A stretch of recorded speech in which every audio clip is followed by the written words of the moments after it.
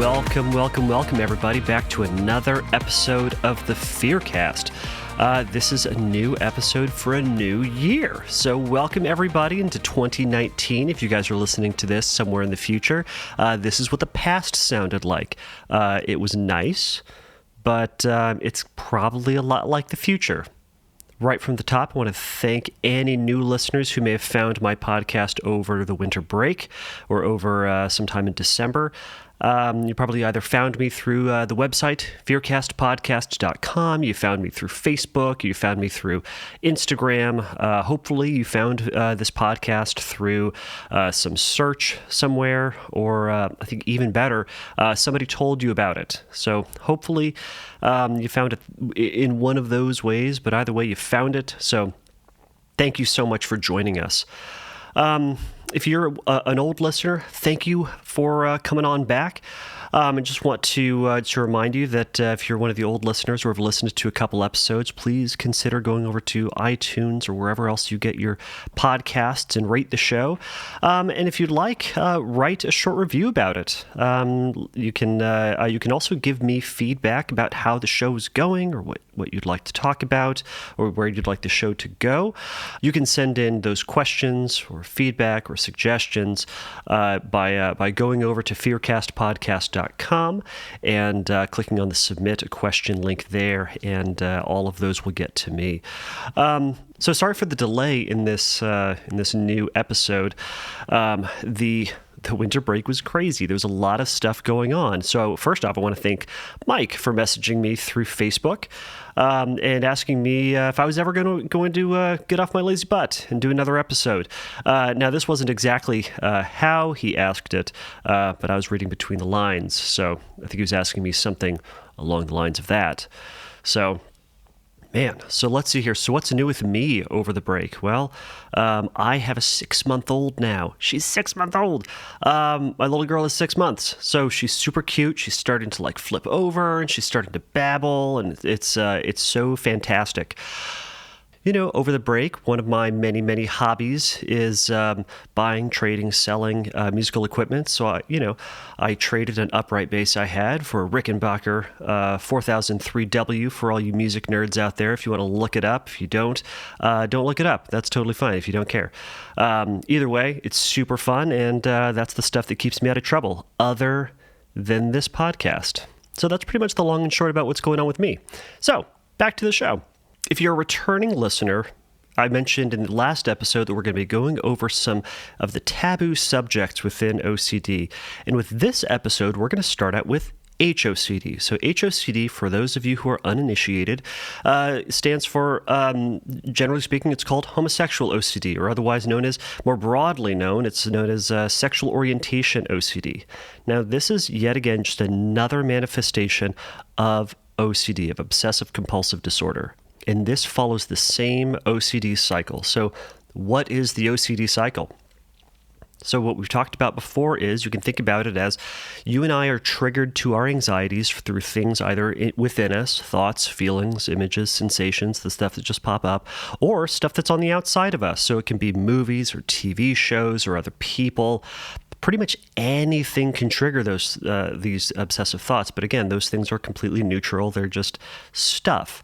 So what that does is it leads into this obsessive thought, this what if or if then sort of scenario. And generally speaking, this tells us this feared story about what's going to happen to us or what's true about us or what's going to happen to those around us. And usually, we don't like that story, so that thought leads into anxiety. Now, we don't like feeling anxiety because it usually feels bad, so we're going to try to do something to get rid of that anxiety, or at the very least make sure that story is never going to happen, at least in the way that our brain is saying that it's going to happen. So we're going to try to do a compulsion. Now, the compulsion is anything that you and I are going to try to do to make sure that the story goes away, or at least that we feel better. Now, once we do that thing, either through avoidance or reassurance seeking or ritualistic behavior, then oftentimes we feel better. But the problem is that it reinforces the very nature of this nonsense, silly story that our brain has all of a sudden given us. So that is the OCD cycle in a nutshell. So how does HOCD fit into that? Well, You can kind of think about HOCD as broken up into two main categories. So it's the fear that somebody is going to become gay or that they are already gay and they're going to discover it at some point in the future. Or it's at some point that they're kind of denying this about themselves. So some of the feared thoughts that someone can have if they're afraid that they're going to become gay, they might have the thought, if I watch Brokeback Mountain and I like the movie, I might start to think that I should have a gay relationship. Another thought might be, if I notice somebody who's attractive, so someone of the same sex who's attractive, I might, quote, turn. Another thought might be, if I get comfortable with gay thoughts or, quote, gay stuff, I might turn gay. Now, for the thoughts that somebody might already be gay, they might have the thought, last week I noticed that there was a guy that was attractive and I was looking at him for a while. That must mean that I'm gay. Another thought might be, well, I kind of experimented with someone when I was young, kind of playing doctor or something like that, and I didn't stop it immediately, or I didn't stop it at all. So therefore, I must have gay leanings, since I must have been okay with it, so I must ultimately be gay. Another thought about someone who might already be gay, or the fear that you might already be gay, is the thought might be, I like spending more time with my guy friends or my girlfriends. So therefore, I must be gay if I don't want to spend time with opposite sex friends or opposite sex partners. Now again, all of this stuff is just a story. But from this story, it has these implications. It goes on and on and on about the fear being, what's going to happen to me? What's going to happen to my relationships? What's going to happen to my family? What are they going to think? What's going to happen to my job? And the stories can go on and become incredibly elaborate. And the anxiety, the feeling that often comes with these fears can very much be convincing. As we've talked about before, OCD is, generally speaking, not really a thought problem, it's a feeling problem. Because you and I might be able to rationalize our way through these or rationalize our way out of them in some fashion. This is oftentimes where compulsive thinking can come in, but usually it's not really the thought itself that makes us do compulsive behavior. It's going to be that feeling, that anxiety, that dread, that tightness, that wrenching feeling that we get that leads to compulsive behaviors, because it can feel so, one, terrifying, two, convincing. So what are some compulsions that somebody might go over? So 3 basic categories of compulsive behavior are going to be avoidance, reassurance, or neutralization. So what are some examples of compulsive behaviors in the avoidance category? It might be avoiding eye contact with people of the same sex. It can be avoiding any physical contact other than necessary, like handshakes when needed. Another might be avoiding gay neighborhoods or media with gay themes or gay actors. Might even avoid listening to music by artists who are gay, things like that. So some compulsions within the reassurance category might be mentally reviewing previous attractions to people of the opposite sex. Another compulsion of reassurance can be asking one's partner or friends if they've ever, even currently, think that they're gay or have ever questioned whether or not that they're gay. What they're looking for is that hopefully their partner, their friends are going to say, no, we've never thought that one bit. We think you're totally straight. And that person takes this big sigh of relief. Feels as if that's confirming their heterosexuality. Another compulsion of reassurance can be looking at sexually explicit images of the opposite sex to check for arousal, or to look at sexually explicit images of same-sex people to ensure that they are not aroused. And lastly, some compulsions of neutralization.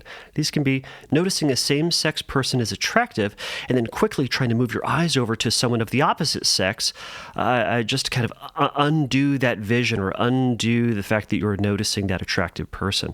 Another, similarly, it can be if a gay person comes to mind, trying to quickly replace that thought with a straight thought. Whatever you define as a straight thought can be that, just replacing that. Lastly, even saying phrases like, I'm not gay or anything, or the ever popular, quote, no homo line, if you've ever heard that before. I don't know if people are still saying that, and I hope they're not, but it's a line commonly used, or sometimes used, I suppose, when commenting positively on something gay, or even even gay adjacent, just to confirm to everybody around them that they're not actually gay. And somehow by announcing this, it negates their entire, it negates any possibility of homosexuality. Now, what are some common variants of HOCD? So I'm just going to go over two here. One is going to be straight OCD, and the other is transgender OCD. Straight OCD is obsessive-compulsive disorder suffered by an identified gay person who has gone through the coming out process, who identifies, again, as gay, but they fear they might actually be straight. They fear that they may have been lying to themselves about their sexuality, that they will eventually become straight despite their lifelong identity as a gay man or woman. Now, often straight OCD or these fears often come with its own fears about how it will change their status among others in the gay community, or whether they are fully or truly are able to know themselves. And it can be incredibly painful and be a little bit broader in that way. The other, transgender OCD, and this is perhaps, it could be the focus for a whole other episode, and I tend to think the increase of transgender OCD or TOCD is based on kind of the increased discussion of transgender issues within the broader society. But transgender OCD is kind of getting to be more and more of a thing. So again, transgender OCD is just the obsessive-compulsive disorder cycle focused on whether the individual is, wants to be, or will want to be the opposite gender. Now, this can often come with its own tie-in or even independently of traditional sexual orientation OCD. But again, it's all ultimately OCD that should be treated as OCD. All right, so what is going to be the goal of treatment? The question is, after we've gone through all of that, was, okay, I've got HOCD or I'm having these obsessions. Now what do I do with them? Because they're causing so much pain. Fix it. So the goal of treatment is not going to be confirming that you're straight. That's not the goal of things. The goal, rather, is to accept the thoughts and the feelings as they are without trying to fix them, but to act as you traditionally and have intended to act. Now, this treatment is also not conversion therapy. This is not intended to take someone who is egosyntonically identified as gay and turning them back into turning them into a straight identified person. That is not the goal. And if anybody is trying to do that, they're not doing CBT, they're not doing treatment, they're doing conversion therapy, and it's messed up, and don't do that, run from them. But the goal of this treatment, rather, is to tolerate the anxiety, to tolerate discomfort. As with any other subject within OCD land, we're working towards tolerating uncertainty that we don't know. Now, my goals as a therapist are not to prove that you're gay, to prove that you're straight or bisexual or anything else on the spectrum, but is to help you be comfortable with the thoughts that you're having, no matter what they are. Now, again, that's going to be similar to if you're having violent thoughts or these sexual thoughts or, existential thoughts. Any sort of thoughts is that someone who's coming to sit on my couch, they're sitting there because something that they're experiencing is making them feel uncomfortable, and they're having thoughts that are of an ego-dystonic nature. So we need to work towards tolerating them. Now back to HOCD. I'll just be honest. I don't really care if you're straight, gay, or otherwise. I really don't. I've had folks who come and work with me, and they try to ask me, you guys can, you're going to make sure that I'm straight, right? I don't really care. Now my philosophy is this: if you're actually gay, it's going to be a lot easier to accept your homosexuality if you aren't constantly in fear about having gay thoughts or feelings. Now, if you are, quote, actually straight, then we need to be able to tolerate the presence of these thoughts and feelings. So again, either way, whatever your sexuality is at the end of treatment is not up to me. My philosophy on this is also going to be, we're going to wait on the decision as to whether or not you are gay or not gay until after treatment, until after you can effectively tolerate the anxiety of having these thoughts, and then you can make a more reasoned, rational decision as to where your sexuality lies, where your interests are. what pulls you, what gets you emotionally. Now, in the course of treatment, some folks sometimes try to resolve themselves to just accepting a category or a title of bisexual and just saying, well, I'm bisexual, which may be true, I suppose, and to some it would seem like a pretty easy compulsion to do, but ultimately for a lot of folks who have tried this, it's ultimately not satisfying to the OCD mind, as it's not one of the two firm binaries of straight or gay. Okay, so now that we've gone over the goal of treatment, to no surprise, we're going to do cognitive behavioral therapy, exposure and response prevention, and acceptance and mindfulness with this. Weird, right? Okay, so CBT, cognitive behavioral therapy, this is going to be where we're going to start to challenge the legitimacy of the thoughts and challenging the distorted thoughts and trying to provide a more balanced view of the thoughts that you're having, taking yourself, your history, what you can know about yourself, maybe about homosexuality in general, into account to challenge some of these irrational, distorted, exaggerated, minimized sort of thoughts. Now, when you're doing cognitive restructuring with a therapist, you're not trying to get to a firm, factual, and all-encompassing counterstatement to combat that, because that would ultimately be a compulsion. And this whole process can be compulsive in nature because it feels like through cognitive restructuring that you're just coming up with a better, more solid, more firm reassurance that you're straight. What it can do, however, is to provide a firmer grounding for exposures and acceptance down the line. Again, this is not reassurance. We're not necessarily getting to the fact that you are straight or that you are never going to be gay, things like that.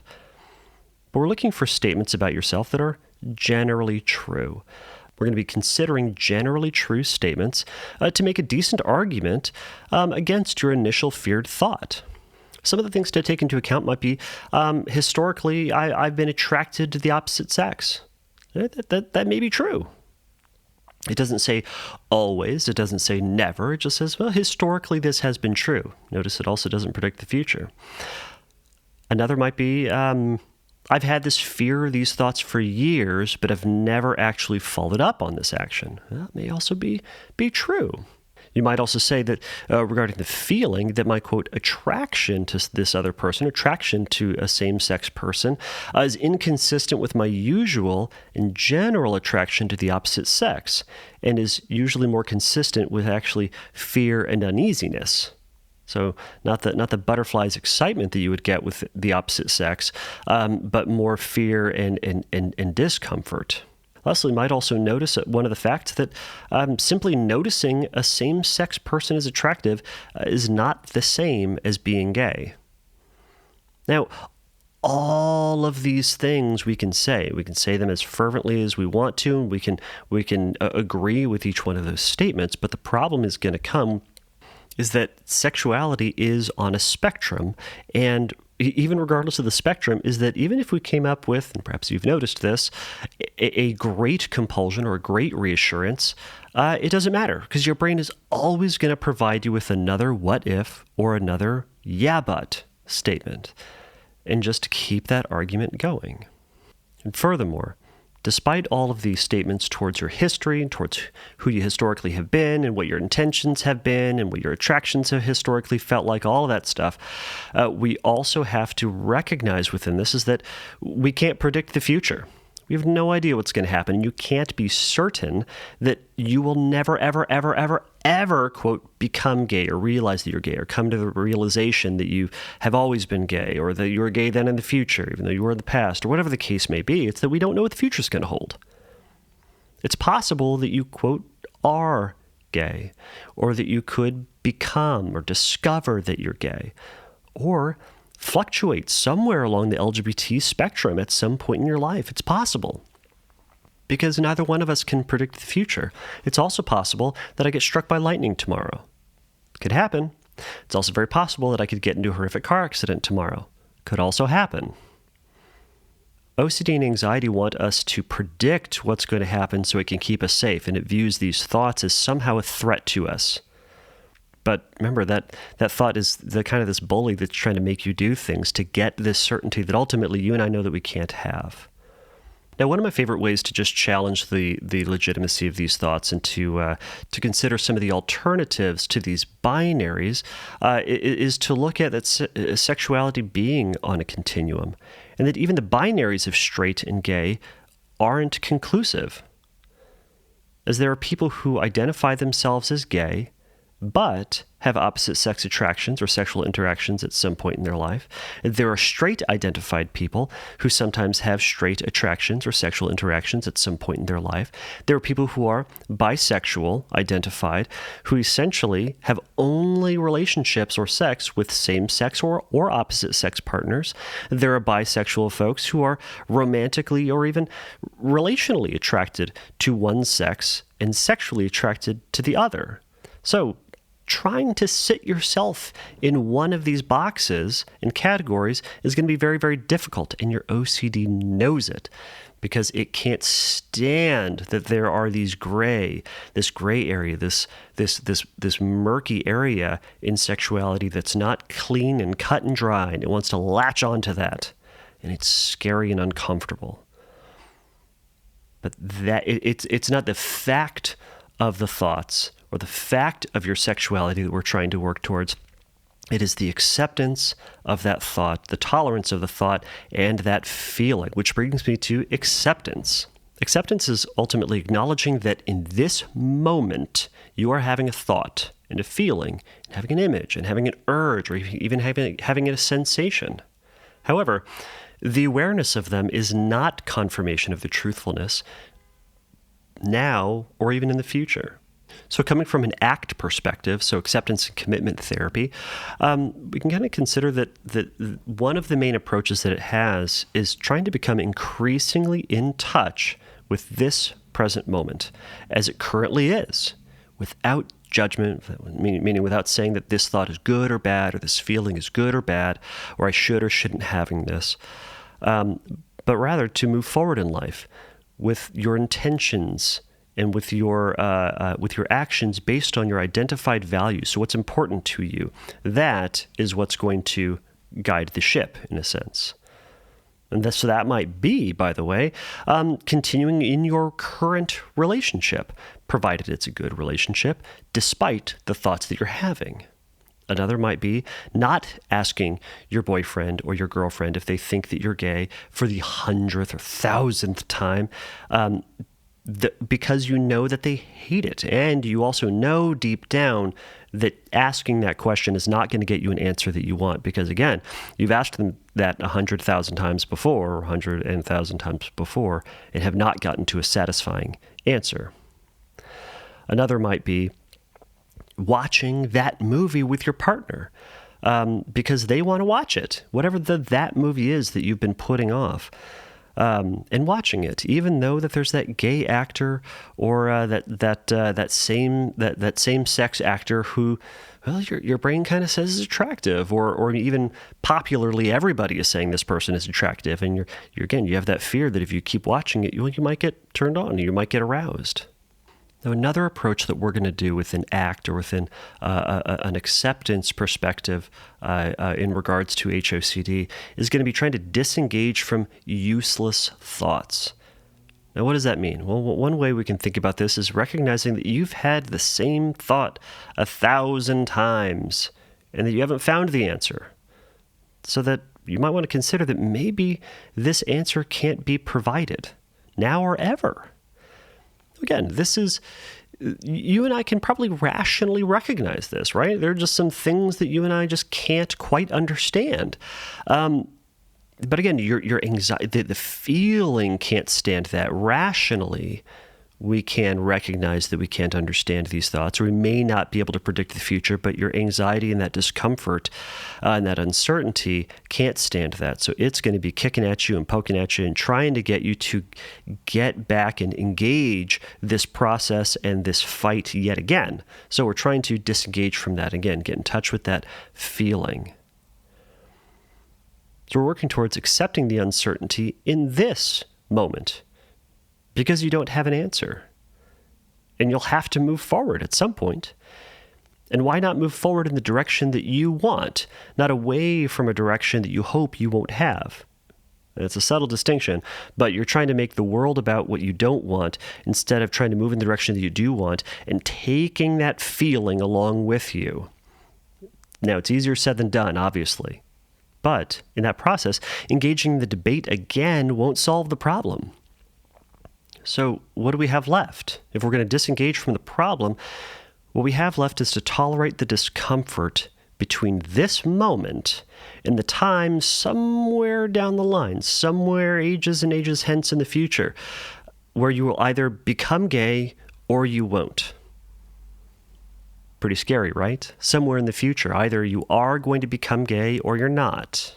Or you are going to become straight, or realize that you're straight, or become straight. Pick the language or the verbiage that you'd like. But it's either going to happen or it's not. But that's the future stuff, remember? We can't control that. We have no idea what's going to happen. But we can only control and respond and affect this moment. So what are you going to do right now? Get back into that fight that you've done a billion times before? Or move forward with something else that perhaps is more meaningful to you, at least for right now? Something to consider. All right, so we've talked about that. We've talked about cognitive restructuring pieces. We've talked a little bit about acceptance piece now. What a lot of you folks have been reading about online is going to be exposures. So exposure and response prevention. There are two parts to it, exposure and response prevention. So the exposure part is getting closer and closer to your fears or exposing yourself to the fear. Response prevention is pulling back from anything that would reduce the anxiety, help you to nullify it, help you to avoid that feeling and that discomfort. So in short, resisting compulsions. So doing the thing that you're afraid of, not doing compulsions. All right. The goal of ERP is to try to reduce the anxiety and reduce the subjective experience of anxiety. So reduce kind of that awful feeling. Make sure that you're feeling not as bad. Now, this is different from ACT because ACT's goal isn't to feel better, but rather to increase your willingness to feel uncomfortable stuff. Subtle difference, right? So ERP's goal, to feel better. ACT's goal is to feel any level of discomfort, to be open to whatever may come at any time. Now, a fun side effect of ACT or acceptance is going to be, sometimes is going to be a reduction of anxiety, but it doesn't mean that it's always going to happen or is always going to go down as much as we would like it to be. Doing ERP is going to be a kind of an involved process, and it can be very quick, it can be very long, but it's going to be focused on doing the things that you have historically been putting off or avoiding and engaging things that make you feel uncomfortable. Now again, we're staring that fear in the face. If you're afraid that if you watch that movie and you watch it long enough, or man, if you watch that movie and you like it, must mean that you're gay, then you're exposing yourself to the lion's den. You're saying, all right, bring it on. If it's true, if it's going to happen, let's make it happen. Scary, right? Of course it is. Of course it's scary. So what we're trying to do then is we're going to go into it slow. Now, some examples, again, of some exposures that one might do are going to be, as I mentioned, watching TV shows with attractive people on it. It might be watching movies with gay content on it. It might be going to lunch at a restaurant in a gay neighborhood. It might be, as I mentioned earlier, listening to music by gay artists or artists supportive of or associated with the gay community. Another might even be just reading coming out stories, because with coming out stories, we might read some similarities between ourselves and the author. And if, as you know, if there are any comparisons we have with any one person, well, we're pretty much the same person. Am I right? Perhaps you can hear the sarcasm in my voice, maybe. But by reading those stories, it's going to feel uncomfortable because we're kind of putting ourselves in the mindset of a coming out story and seeing ourselves in it, and it's scary. But if you were to read that story, or if you were to have lunch at that restaurant, or listen to that music over and over and over again, pretty soon it's going to become pretty boring. That's the goal, is to become bored with this stuff. And again, we're calling anxiety's bluff. You're either going to become gay or you're not. But we'll see, right? It's going to come down the line or it's not. All right. One of the ways that we do this is by starting small. Now, if you're working with a therapist, you can talk with them about how to start building your hierarchy. There are a number of great OCD books out there that talk about, that have worksheets in it that will help you to build a hierarchy for yourself. But one simple way is to think about what's one thing that you've been putting off, a small thing. Don't go for the biggest thing on your list. What's a small thing that you've been putting off that you could do today? And do that.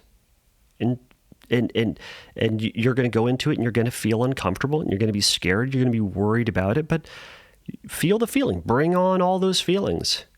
Feel what that's like. And again, as you continue to push through it, notice what it's like and notice your thoughts. Notice the sensations. But ultimately, and most importantly, stay there and resist that urge to do a compulsion, to undo it, to avoid it, to neutralize it, to undermine it. Eventually, typically speaking, that anxiety, that discomfort is going to come down. So again, doing a feared act and resisting a compulsion to get certainty that you're going to be straight or that you won't turn gay, and make space in that moment for whatever feelings come up. Whatever feelings may come up. So I want you to think about one thing that you could do that would be a perceived risk, that would be scary for you, to consider whether or not you'd be willing to try that thing, to watch that movie, to listen to that song, to go to that place, to talk to that person, to shake that person's hand, to give that person a hug. If you're willing to do it, give it a try and notice what that's like. Now, in the course of doing exposures, some folks will often notice something called a backdoor spike. So if you've never heard about a backdoor spike, what this is as you're doing exposures, as we're expecting the subjective anxiety, the discomfort that comes with quote gay thoughts or gay stuff is going to start coming down. Now, as it starts to come down, you'll start to feel more comfortable around gay topics, talking about gay stuff, and it's going to feel pretty boring again. But then OCD, in natural, typical, predictable OCD fashion, is going to pop right up and it's going to say, see, now you're gay, or now you're becoming gay because you're comfortable with gay stuff. Because don't you know, gay folks are comfortable with gay thoughts. Now you're comfortable with gay thoughts. Before, you were uncomfortable with gay stuff, and that was kind of confirmation that you were straight. So that felt pretty good because at the very least you knew you were uncomfortable, but now you're comfortable. What does that say about you? You're either, again, becoming gay, or you're closer to being gay than you were before, or that you're realizing who you truly are, or you're just on the cusp of doing something gay. Now, again, this is a backdoor spike that you should expect at some point, and it's no big deal. It is yet another OCD thought, and another gambit that OCD is trying to do to suck you back into that argument. But you're smarter than that, right? You're going to use your big old brain to acknowledge that that's a thought, like all the other ones. It's not something to be worried about. It's there. And again, maybe we'll see if it's true. If it's saying that I am gay, cool. Well, we'll see where it goes.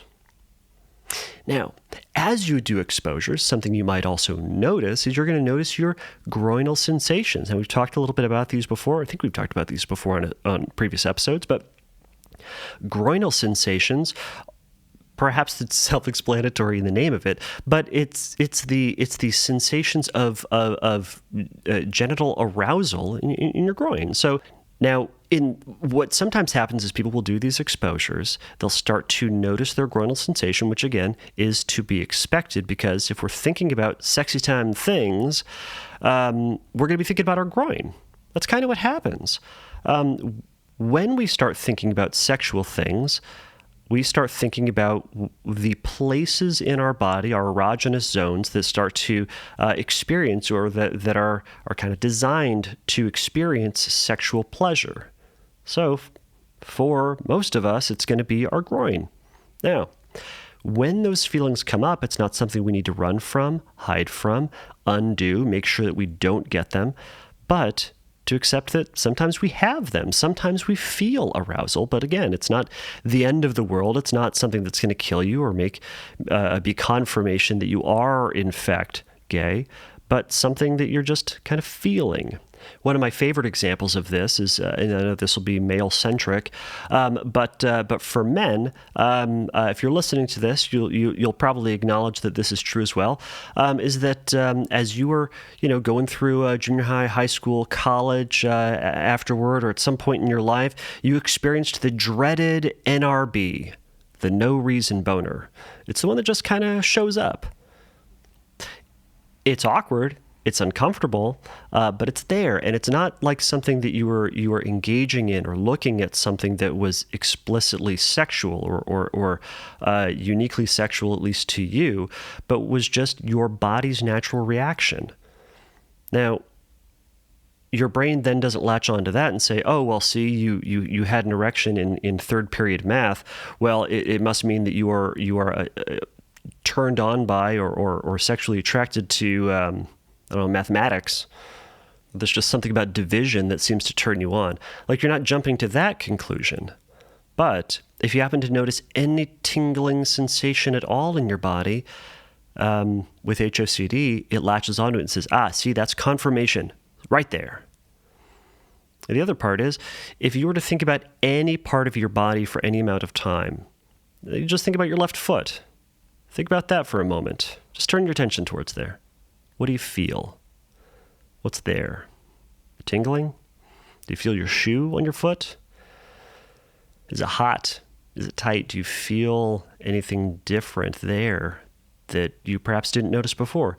And likely you do, because you're turning your attention towards it. Your body is taking in all this physical or sensing input all the time, and your brain can't focus on all of it all the time, or you can't bring it up to your awareness. But when we turn our attention to it, man, we're going to start to feel it. The same is in our groin. All right, I think I've said enough about that. All right, so another element of ERP, another typical one is going to be doing imaginal exposures. So imaginal exposures or cognitive exposures or scripting, more commonly known as scripting, is going to be an exercise where you write out a story of your biggest fear. Now, there are plenty of other blogs out there that are going to talk about how to do these. And again, if you're working with a therapist, you can talk with them about how these work. But these can be really fantastic, and especially for folks who are hesitant to engage in looking at sexually explicit images or watching pornography as exposure. This can be a great way to still get to that same, or to still make a lot of progress without having to engage in that. Either looking at sexually explicit images or pornography is going to disagree with a moral or religious belief you might have, which again is totally fine. You are not required to watch pornography in order to make progress with HOCD. Don't let any other therapist convince you otherwise. So what I want to do for the rest of this episode, instead of addressing a question, is I want to actually lead you into a guided meditation that's not a textbook script, but nor is it necessarily a guided meditation as a traditional means, but is something that is going to help you to engage in a thought and engage in a feeling. Now, the goal of this guided meditation is to allow for various images and physical sensations to be present in your mind and your body without fighting them, without attempting to change them or turn them into something else. This is an exercise of tolerance and of acceptance. Now, you may not be willing to follow through with the whole thing, and that's totally fine, but follow through it as much as you can and as much as you're willing to do. Now, please know, I got to put this caveat on there, follow this exercise at your own risk and only do it in a safe environment. So I'm going to start by asking you to close your eyes. So no closing your eyes while driving and then crashing, and then blaming it on a silly podcast, okay? Be smarter than that. Okay, but and if you aren't ready or you find it just way too stinking triggering, perhaps you can pause it. Perhaps you can go over it later with your therapist. But for those who might be ready to give it a try, follow through with it. It might be kind of fun. All right, so I'm just going to try to turn on a little music. We're going to see how this works. All right, maybe not that music. Maybe something else. Okay. All right, so if you're able to, I want you to close your eyes. I want you to focus your attention on your breath. Take 3 deep breaths in through your mouth and out through your nose. Notice the sensation of your breath going in with your chest expanding, and then notice the sensations of the air as you exhale through your nose. Turn your attention towards those sensations. Now, if you notice a thought coming in and trying to take your attention away from that breath, gently acknowledge that thought. I want you to let that thought just move on by without grabbing onto it.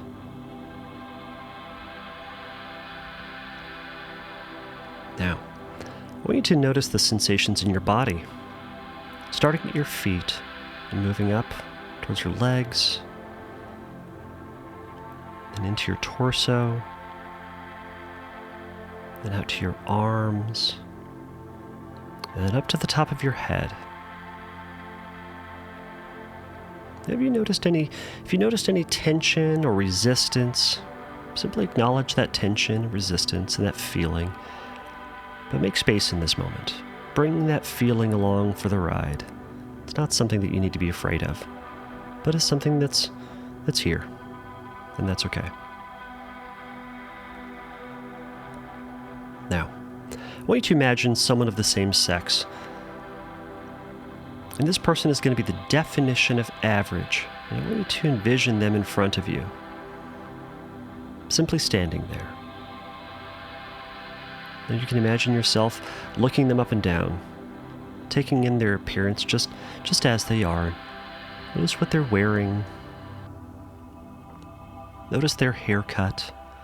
Notice their physique. If you notice any resistance to looking, again, acknowledge that feeling, acknowledge the resistance, acknowledge any attempts to replace this image with another safer image.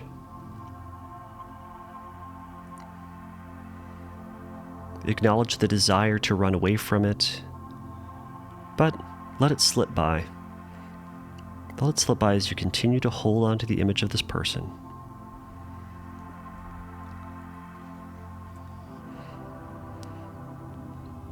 Now again, as you're noticing this person, notice what your body feels like. If you have any tension, tightness, or resistance, that's all right. Let it come along for the ride. Now, if you notice an article of clothing that this person is wearing that you like, either verbally or mentally acknowledge it to them, as if they're in the room with you. Say, I really like that shirt. Great shoes. It's a beautiful necklace. Notice what that felt like to give this person a compliment, this same-sex person a compliment. Remember, take that feeling along for the ride. It's okay. Now, I want you to imagine that what they're wearing and what they look like is a 5 on the attractive scale. Remember, they're completely average. Now, I want you to increase that, change it to a 7. So increase it. Now, notice what's different. Look them up and down again. Notice what they're wearing. Notice what they look like.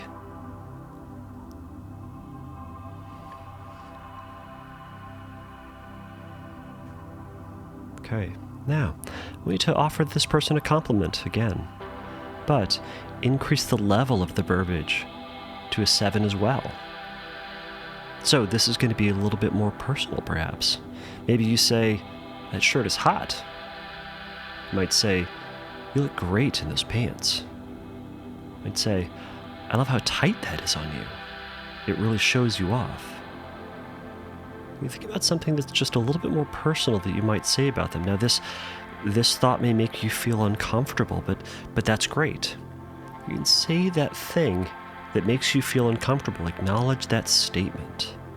Take that feeling and bring it along for the ride. We're taking this feeling along with us.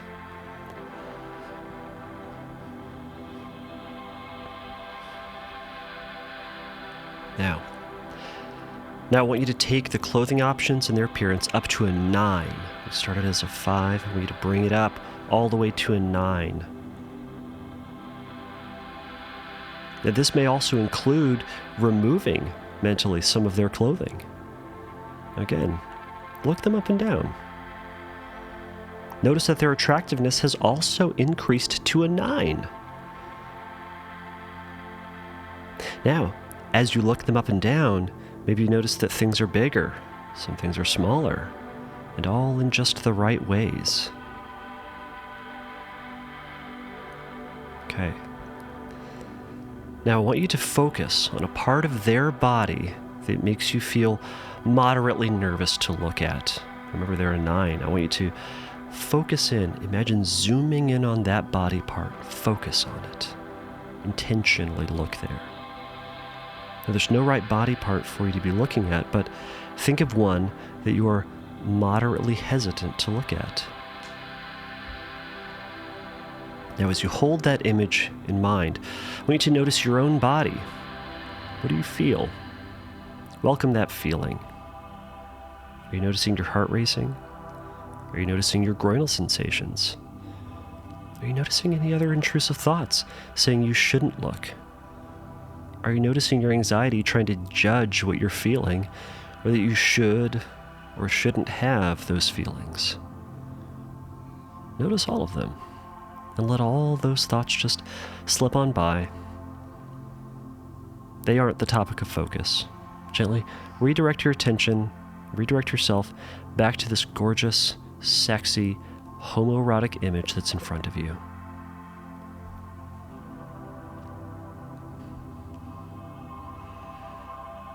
Now, we're going to push just a little bit further. Now, in your mind's eye, I want you to imagine that body part you've been focusing on. I want you to imagine reaching out and mentally touching that person, mentally touching that body part that you've been staring at. I want you to, in your mind's eye, caress it, hold on to it, grab it. Notice how touching it feels so good, feels so right, feels so natural to you. Now, as you're touching their body, I want you to look them in the eyes and say, I've wanted to do this for so long. You're perfect. You turned me on. Now, I want you to also think about other things that you might say to this person that's in front of you. Think about that phrase, that saying that would make you feel most uncomfortable. I want you to say that to them.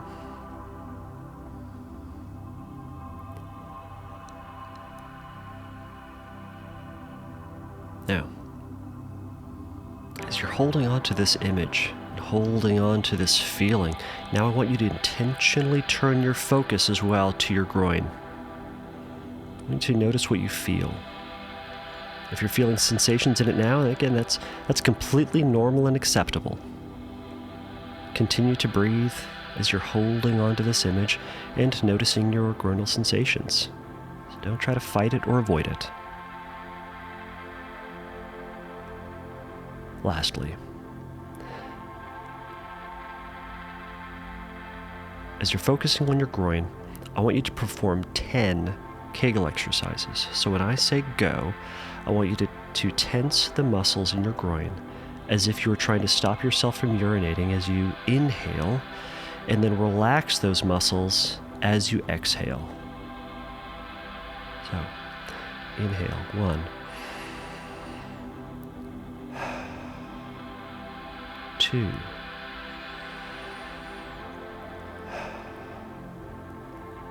3,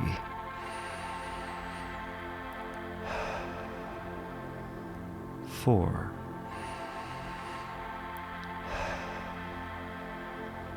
5, 6, 7,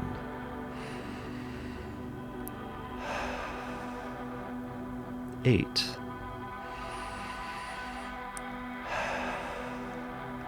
9,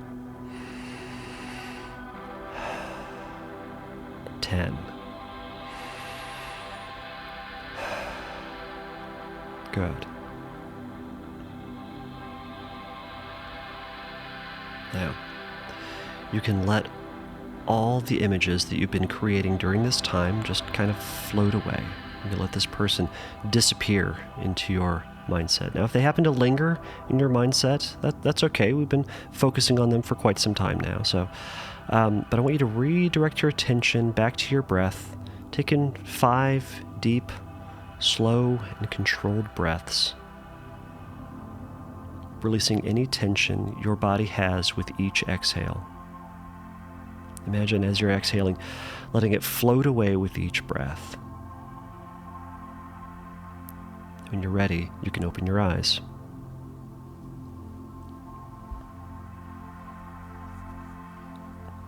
So, how was that exercise? What surprised you about the exercise? You can think about what spiked your anxiety, if anything at all. How did you notice your anxiety trying to distract you and to pull you out of that moment? Take note of that.